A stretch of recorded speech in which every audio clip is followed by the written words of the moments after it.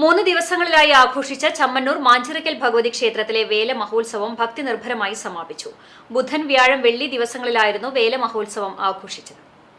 April 29-ന് ക്ഷേത്രം തന്ത്രി ശശീധരൻ ഭട്ടതിരിപ്പാടിന്റെ മുഖ്യ കാർമ്മികത്വത്തിൽ പ്രസിഡന്റ് ശിവദാസൻ പരത്തിവളപ്പിൽ കൊടിയേറ്റം നിർവഹിച്ചതോടെയാണ് ചടങ്ങുകൾക്ക് തുടക്കമായത്. ശാന്തി നാരായണൻകുട്ടി, റിനീഷ് വെളിച്ചപ്പാട് തുടങ്ങിയവർ സഹകാർമ്മികരായിരുന്നു. കൊടിയേറ്റം മുതൽ ഉത്സവം വരെയുള്ള ദിവസങ്ങളിൽ രാവിലെ 9 മണി മുതൽ 10 മണി വരെ നടക്കൽ പറവെപ്പും, 8 മണി മുതൽ 10 മണി വരെ കഞ്ഞിയും പുഴുക്കും, 12:30 മുതൽ 1:30 വരെ പ്രസാദഊട്ടും ഉണ്ടായിരുന്നു.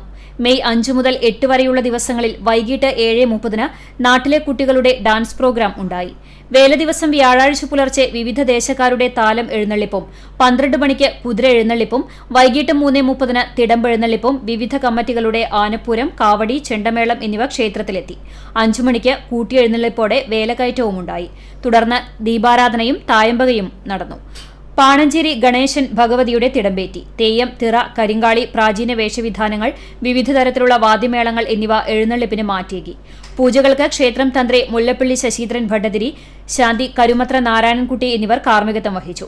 വെള്ളിയാഴ്ച പുലർച്ചെ തിടമ്പ് എഴുന്നള്ളിപ്പിന് ശേഷം ഗുരുതി തർപ്പണം നടത്തി. നട അടച്ചതോടെ വേല മഹോത്സവത്തിന് സമാപനമായി.